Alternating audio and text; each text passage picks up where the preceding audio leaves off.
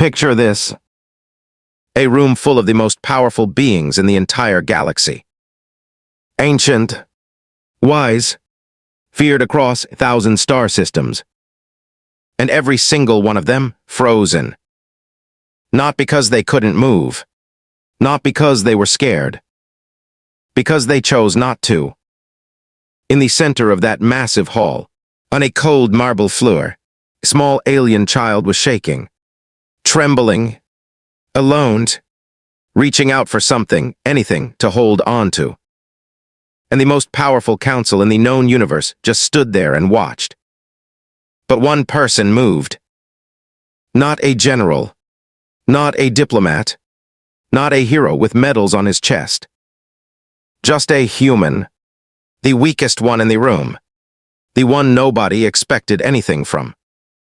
And what he did next, in front of the entire High Council, changed how every alien civilization in the galaxy saw humanity forever.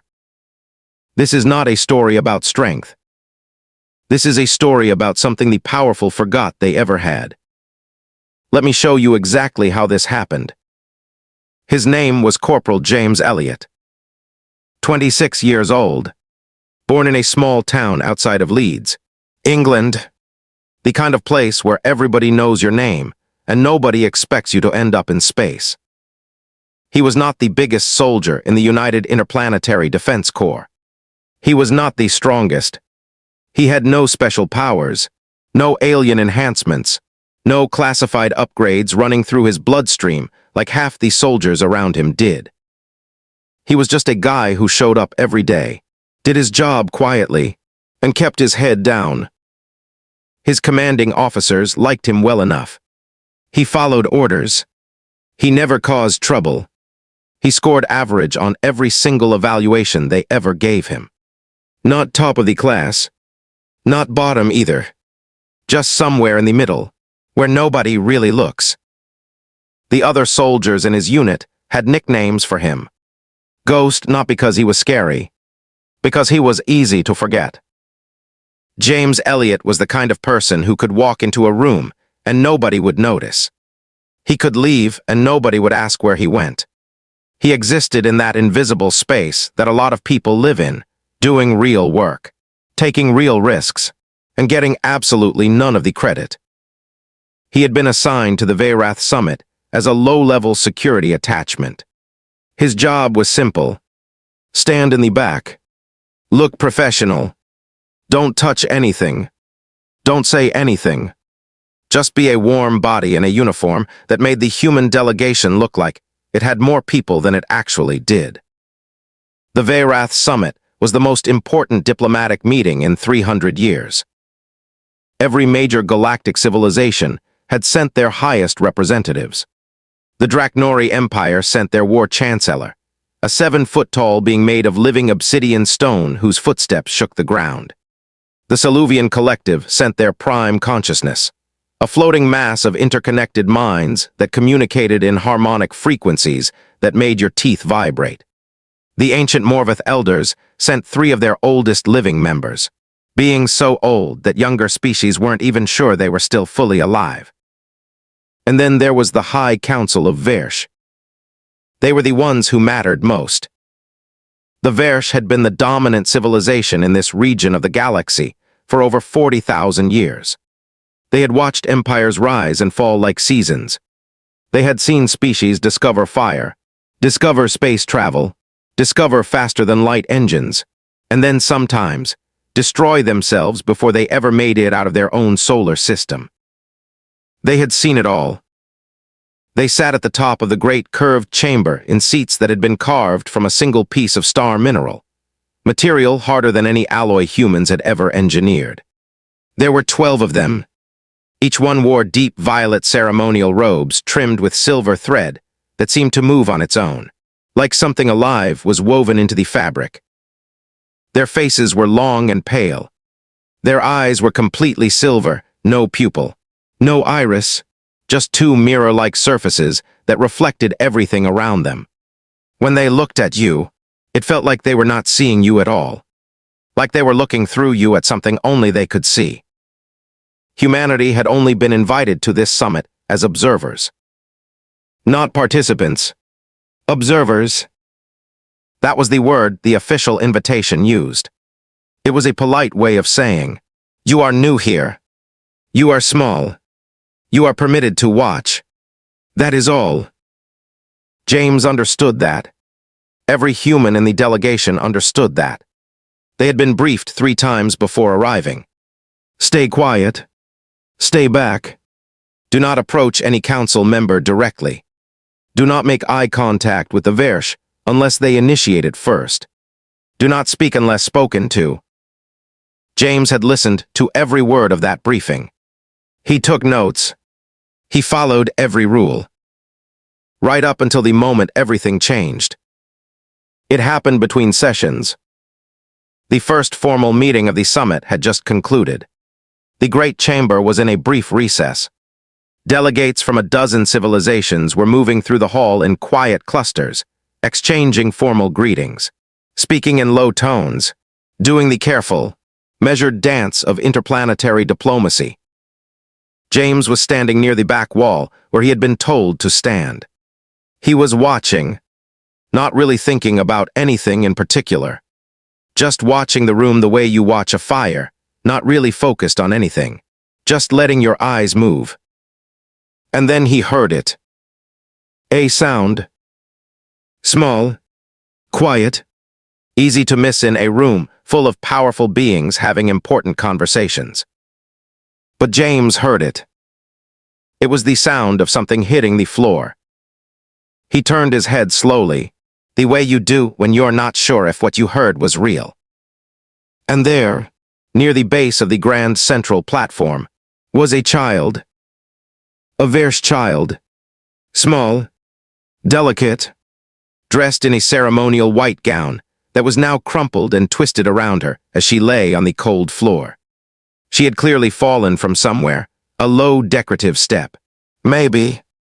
She couldn't have been more than 3 or 4 years old by Versh standards, which James had been told was roughly equivalent to a human child of about 6 or 7. She was not crying loudly. She was making the Versh equivalent of crying, a faint, high-pitched harmonic sound, like a glass instrument played too softly. Her silver eyes were wide. Her small hands were pressed flat against the cold floor. Her whole body was shaking. James looked around the room. Everyone had heard it. He could tell. Eyes had moved. Heads had turned briefly. Several beings had glanced in the direction of the child. And then they had looked away. Every single one of them had looked away and returned to their conversations. Even the other Versh council members on the far side of the room had noticed. James could see them. Their silver eyes had flicked toward the child for just a moment. And then they looked away too. James stood very still for about 3 seconds. He thought about the briefing. He thought about the rules. He thought about what his commanding officer would say. He thought about all the reasons why moving was a bad idea. And then he stopped thinking. And he walked across the room. Every step James took across, that marble floor felt louder than it should have. He wasn't running. He wasn't rushing. He was just walking. Calm, steady, the way you walk when you have made a decision and you are not going back on it. But in a room that had gone very, very quiet, each footstep rang out like a small announcement. People noticed. Beings noticed. Heads turned. Conversations paused. The low hum of diplomatic small talk faded out like someone had slowly turned down the volume on the entire chamber. By the time James reached the center of the hall, every eye in that room was on him. He didn't look at any of them. He kept his eyes on the child. She was still on the floor, still shaking. Her small hands were pressed down against the cold marble, and she was trying to push herself up but couldn't quite manage it. The ceremonial gown was too long, and it had wrapped itself around her legs, trapping her in a way that was probably more confusing than painful. She couldn't figure out how to get free. James knelt down in front of her. Not beside her. in front of her, so she could see his face clearly, so she could see him before he touched her. He had learned that from somewhere, some half-remembered piece of advice someone had given him once, about children and fear. Always let them see you first. Let them decide if you are safe. He lowered himself slowly until he was at her level. His knees hit the cold floor. His hands came out, palms up open, not reaching, just showing her that they were empty, that there was nothing in them to be afraid of. He looked at her. She looked at him. Her silver eyes were enormous up close. They reflected the golden light of the hall torches and the pale glow of the star mineral seats above them. They reflected his own face back at him, small, upside down, surrounded by the blurred shapes of 100 powerful beings standing in complete silence. For a moment, neither of them moved. Then James did the simplest thing in the world. He smiled. Not a big smile. Not a performance. Just the quiet, natural smile that a person gives when they want another person to know that everything is going to be okay. The child stared at that smile, and something in her small face shifted. The tight, frightened expression loosened slightly. The harmonic crying sound faded down to almost nothing. James slowly reached out one hand and began gently untangling the edge of her gown from around her legs. He moved carefully. No sudden motions. No urgency. Just patient, unhurried hands working through the fabric with the same careful attention you would give to something fragile and precious. It took maybe 40 seconds. When the last twist of fabric came free, the child pulled her legs underneath her and sat up properly. She looked down at herself, then back up at James. He kept his hands open and still in front of him. She looked at his hands for a long moment, and then she placed her two tiny hands on top of his. The sound that moved through that chamber was not loud. It was more like a breath, a collective exhale from 100 different species. Sound made not of words, but of pure reaction. The kind of sound a room makes when it witnesses something that bypasses every diplomatic protocol and every cultural barrier and hits something that every living thing, regardless of species, understands. But James did not hear any of that. He was focused entirely on the small being in front of him, whose hands were now resting on his, whose silver eyes had stopped reflecting fear, and were now reflecting something quieter and warmer and harder to name. He stayed there on the floor with her for another minute or two. Then, gently, he helped her to her feet. He made sure she was steady, made sure the gown was properly settled, made sure she was okay. And then he stood up. And only then did he look at the room around him. It hit him like a wave. Every being in that chamber was watching him. Silent, still.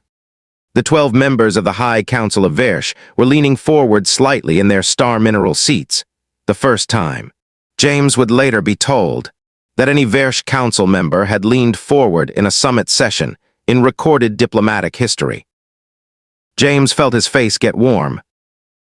He became very suddenly aware that he was a low-ranking corporal from Leeds who had just walked to the center of the most important diplomatic gathering in 3 centuries and knelt on the floor in front of a child while every leader in the galaxy watched. He straightened up, clasped his hands behind his back the way soldiers do when they are trying to look like they meant to do whatever it is they just did. He turned to walk back to his position at the wall. And then a voice stopped him. It was unlike any voice he had ever heard. Deep and resonant, but also somehow harmonic, like a cello and a bell striking at the same moment. It filled the chamber without echoing. It did not feel like sound traveling through air. It felt like sound arriving directly inside your chest. It was the voice of the first elder of the Versh High Council. And it said, in perfectly accented English, "Human, what is your name?" James stopped walking. He turned slowly. He looked up at the first elder, an ancient being whose silver eyes were fixed on him with an expression that James could not read at all. Not anger, not warmth, something else entirely. Something that felt ancient and calculating and deeply curious. James stood up straight. "Corporal James Elliot, sir," he said. "United Interplanetary Defense Corps. Earth. Leeds. Specifically." He had no idea why he added Leeds. He would be embarrassed about that for years. A murmur moved through the chamber. Not laughter. Something more complex than that. The first elder was quiet for a long moment. Those mirror silver eyes did not move from James's face. Then the elder spoke again. "Why did you approach the child?" James blinked. He thought about giving a formal answer. A diplomatic answer. The kind of careful, structured response his briefing had trained him to give. Instead, he said the true thing. "Because she fell," he said, "and nobody was helping her." The silence that followed that sentence was the longest silence James had ever stood inside. Nobody moved. Nobody spoke. The entire chamber held that silence like it was something solid, something that could break if anyone breathed too hard.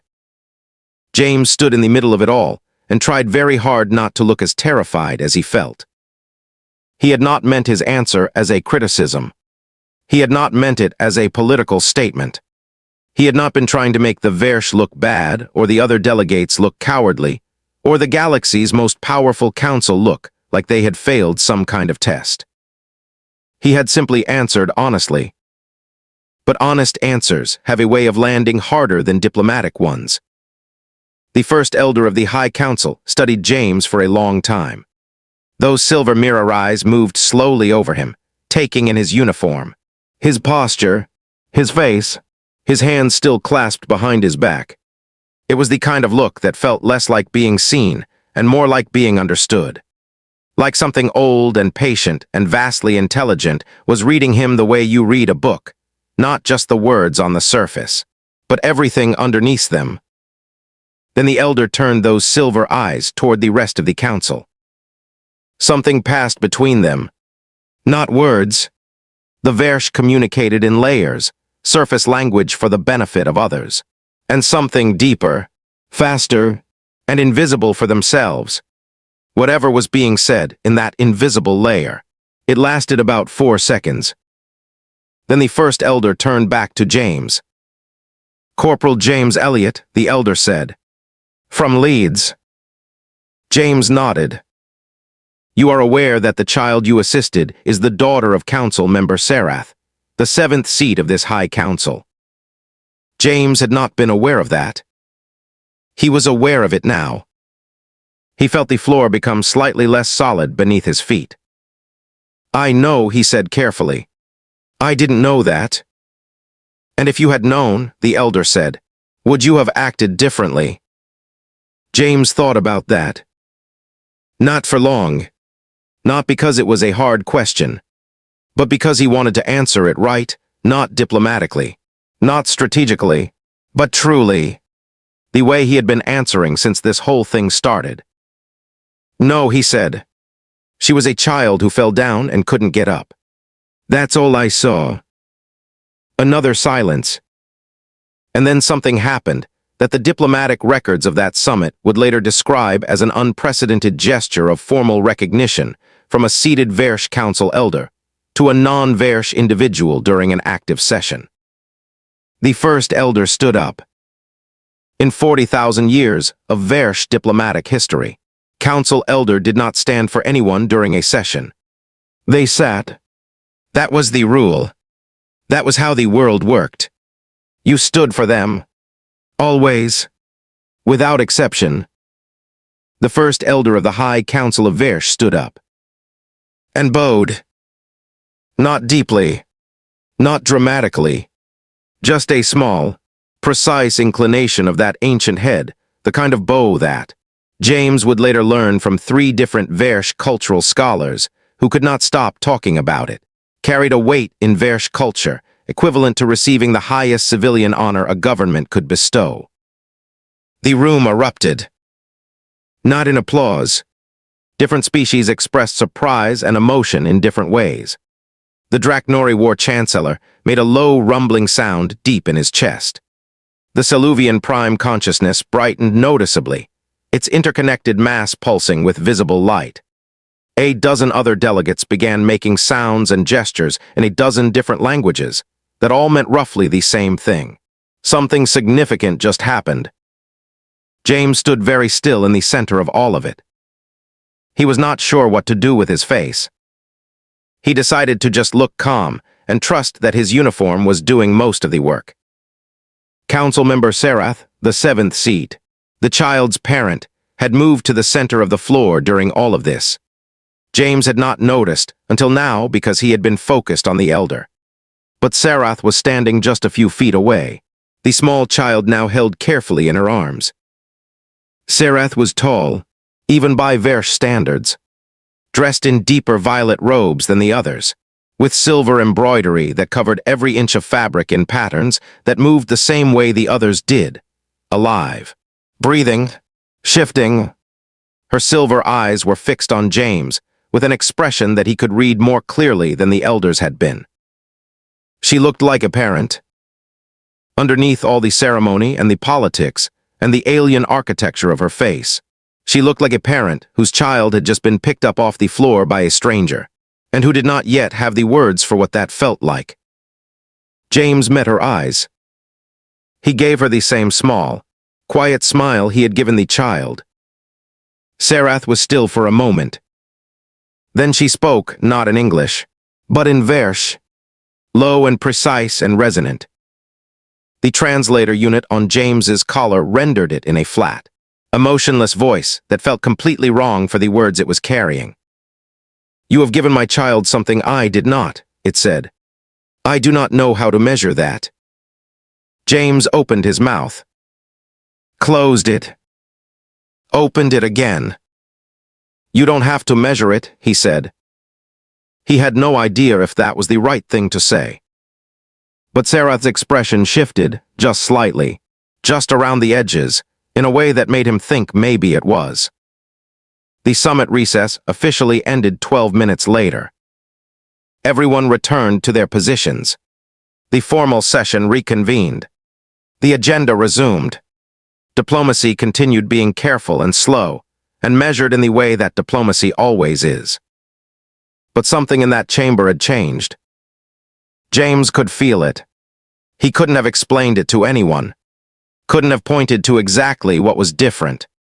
But the air in the room felt different. The way people, beings, moved felt different. The way certain eyes kept finding him across the hall felt different. He went back to his spot at the wall. He stood up straight, clasped his hands behind his back, did his job. But he could feel, without looking, that council member Sarath had not stopped watching him for the rest of that session. And he could feel, without being able to explain how, that the small child somewhere behind him was still holding the warmth of his smile, the way you hold something small and important in your closed fist, careful, quiet, not wanting to let it go. The summit lasted 5 more days. James went back to being ghost. He stood in his position. He followed his orders. He stayed quiet and stayed back, and did exactly what he had been told to do before any of this happened. But the room had a memory now. On the 2nd day, the Draknori War Chancellor passed James in a corridor and stopped walking. Just stopped. Right in front of him. The 7-foot obsidian giant looked down at James with those dark carved eyes for a long moment.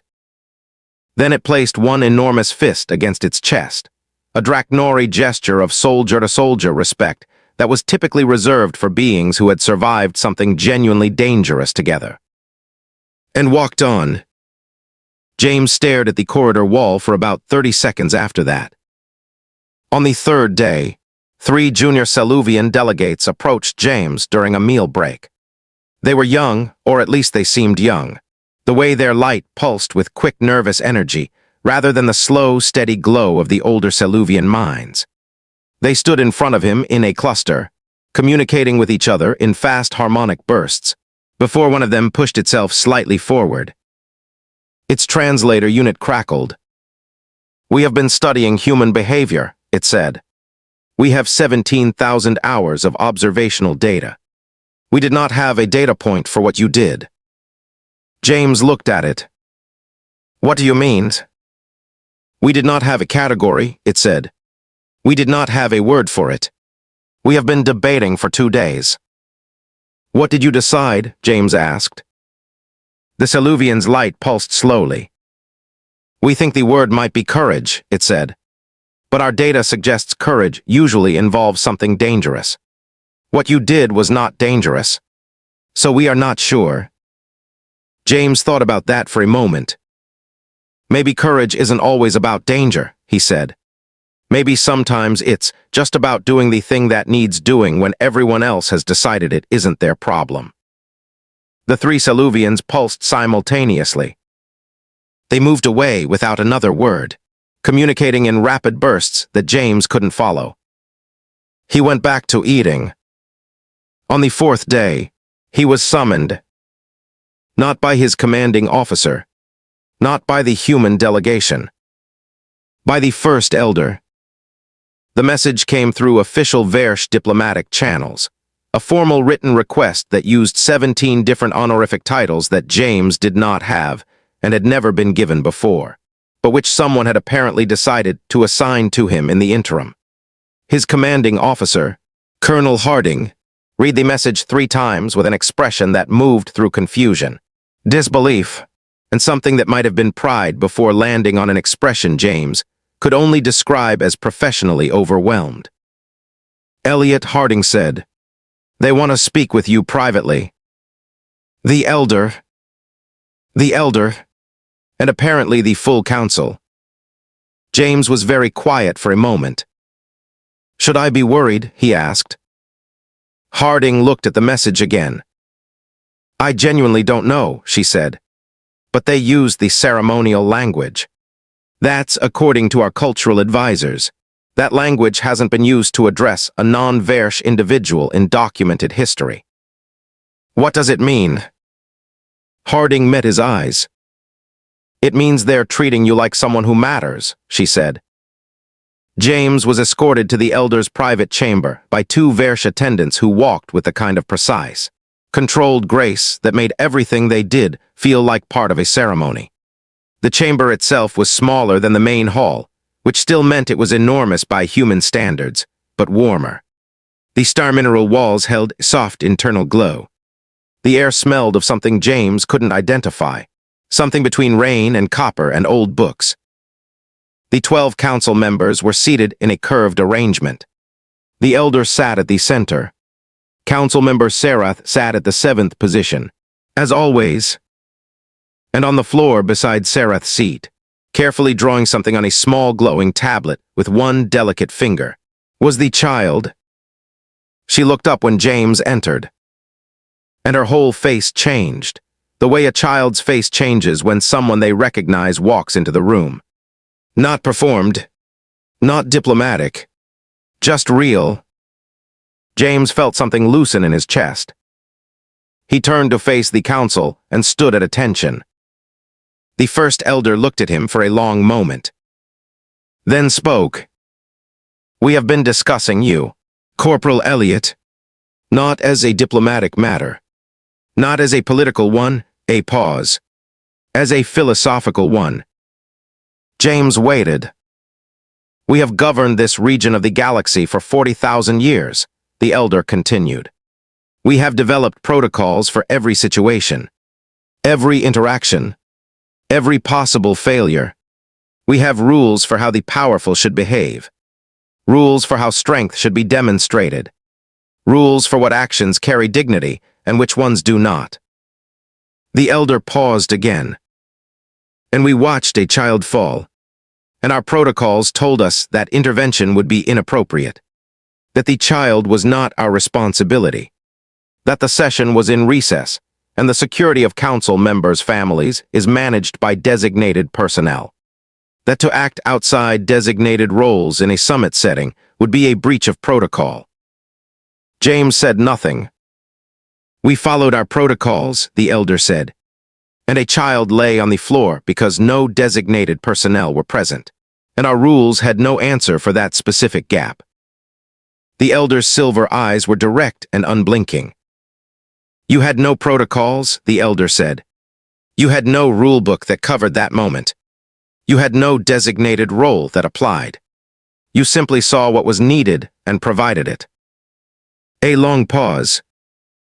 "We have been asking ourselves," the elder said, "whether that is a weakness of your civilization, that you have not yet learned to build the structures we have built, or whether it is something else entirely." The chamber was very quiet. James took a slow breath. "With respect," he said, "I think maybe when structures get big enough, they stop bending. And when they stop bending, they start missing things." Nobody in the chamber moved. "A child fell," James said. "That's a small thing. But if your structures couldn't bend enough to cover a small thing, maybe the structures aren't the problem. Maybe it's that you built them to handle power, and forgot to build in the parts that handle people." Nobody spoke for a very long time after that. James stood in that warm, glowing chamber and felt the weight of 12 pairs of silver eyes moving over him with an attention that was unlike anything he had ever experienced. Not judgment, not offense, something deeper than both of those things. He half expected to be dismissed, maybe corrected, maybe told, politely but firmly, that a corporal from Leeds had no business speaking that way to the oldest governing council in the galaxy. But the first elder did not dismiss him. The elder looked at him for a long, quiet moment, and then turned those mirror-silver eyes to the rest of the council. That invisible conversation moved between them again, that fast, layered communication that happened below the surface of words. It lasted longer this time, almost a full minute. James waited. Councilmember Sarath spoke first when it ended. "My daughter's name is Vel," she said. Her translator rendered the name in a clean, clear tone. "She has not stopped speaking about you since the first session." James looked over at the child, at Vel, who was watching him from her spot on the floor with those enormous silver eyes. She had stopped drawing. The glowing tablet sat forgotten beside her. "She says," Sarath continued, "that you looked at her the way the sky looks at everything, without deciding first what it sees." James had no idea what to say to that. He decided to say nothing, because sometimes nothing is the right answer. The first elder spoke again. "We have made a decision," the elder said. "It is not a diplomatic decision. It will not appear in the summit records. It is a quieter decision than that." A pause. "We are going to change something," the elder said. "In our protocols, there will be a new provision. Informally, inside this council, it will be called the Elliot Clause." James blinked. "The what?" "The Elliot Clause," the elder said, and there was something in that ancient voice that James would later describe to people back home as the closest thing to warmth he had ever heard in a voice that was not technically capable of it. It states that when a person in need is present, and no designated party is available, any individual regardless of rank or role is not only permitted, but expected to act. James stared at the elder. "You're changing your protocols," he said, "because of what I did." "We are changing our protocols," the elder said, "because of what we did not do. What you did simply made the gap impossible to ignore." James felt the full weight of that sentence settle over him slowly, the way a heavy blanket settles, gradually, completely. "There is something else," the elder said. James waited. "Humanity is young," the elder said. "In the long history of this galaxy, you have barely arrived. You have not built empires yet. You have not written the laws that govern star systems. You do not yet have the structures, the protocols, the accumulated authority that the oldest civilizations here have built over tens of thousands of years. A pause. For a long time, we looked at that and saw weakness, inexperience, incompleteness. The elder's silver eyes did not move from James's face. We are beginning to think we were measuring the wrong thing. James said nothing. Structures, the elder continued, grow rigid over time. Rules calcify. Protocols become walls. The very things we build to protect people eventually begin to protect themselves instead. And slowly, so slowly that no single generation notices, the gap between what the rules say and what is simply right begins to grow. The elder leaned forward slightly. Your species has not had enough time to build those walls yet. You still act from something more direct. Something we have not lost, exactly, but have buried beneath 40,000 years of infrastructure. The word the elder used in Versh, the translator rendered it as infrastructure, was apparently not quite right. James was told later by a Versh cultural scholar that the actual word was closer to the weight of having decided everything already. What is that thing? James asked. The thing you think we still have. The elder was quiet for a moment. We do not have a precise word for it, the elder said. The closest translation we have found in your language is instinct. But that is not quite right either. Instinct is animal. What you demonstrated is something that knows what is right without needing a rule to confirm it. James thought about that. He thought about kneeling on that floor, about the child's small hands landing on his, about the 40 seconds it took to untangle a dress, and how that had somehow, in ways he still did not fully understand, shifted something in a room full of beings who had been running the galaxy since before his planet figured out agriculture. I just helped a kid who fell down, he said. Yes, the elder said. You did. Another pause. So did we all, the elder said. After watching you. James looked around the chamber. He noticed, for the first time, that several of the council members had changed their posture from when he had entered. Subtle shifts. Small adjustments. Not the rigid ceremonial positioning they had held at the start. They were sitting differently. More like people. On the last day of the summit, something happened that no pre-summit briefing, no diplomatic protocol, and no cultural advisor had prepared anyone for. The formal closing ceremony was held in the Great Hall.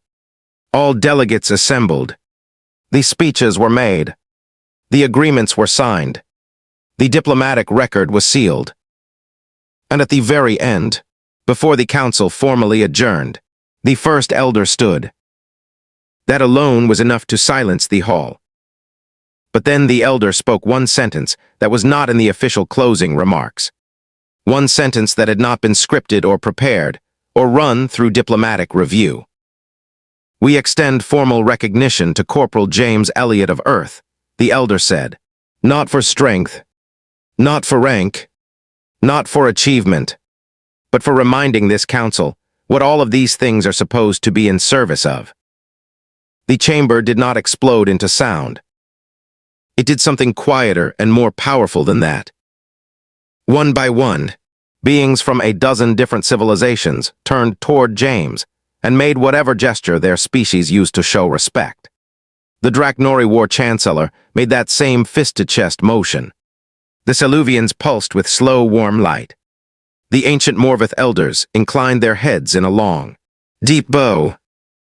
James stood at the back of the hall where he had been standing for 6 days. He stood up straight, clasped his hands behind his back, and let it wash over him. Later, much later, on a transport back to the human fleet, sitting in a small seat with a cup of terrible instant coffee and the dark field of stars outside the window, his commanding officer sat down across from him. Colonel Harding looked at him for a moment. Leeds, she said. Ma'am, you told the most powerful council in the galaxy that you were from Leeds. James looked at his coffee. I panicked. Harding was quiet for a moment. Then she laughed, a real, Full laugh, the kind that doesn't happen much in space, and shook her head slowly. Elliot, she said, I have spent 20 years in this core trying to figure out what humanity's contribution to this galaxy is supposed to be. What we bring that nobody else does. What makes us worth including. She paused. I think you just showed me. James looked out at the stars. He thought about Vel's small hands on his. He thought about the Elder's bow. He thought about 40,000 years of protocols and the gap they had all somehow missed.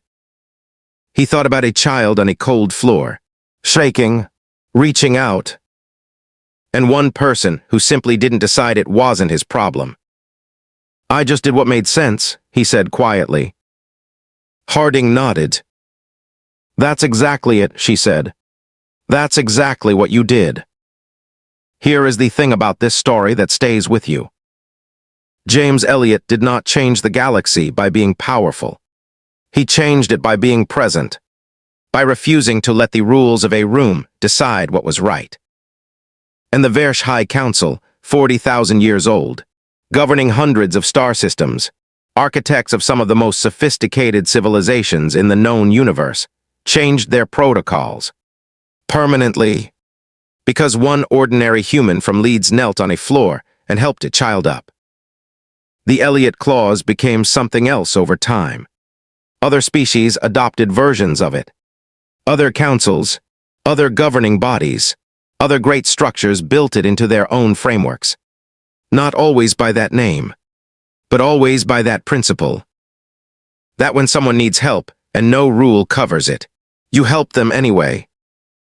It turns out that the most powerful thing humanity ever contributed to the galaxy was not a weapon, not a technology, not a fleet.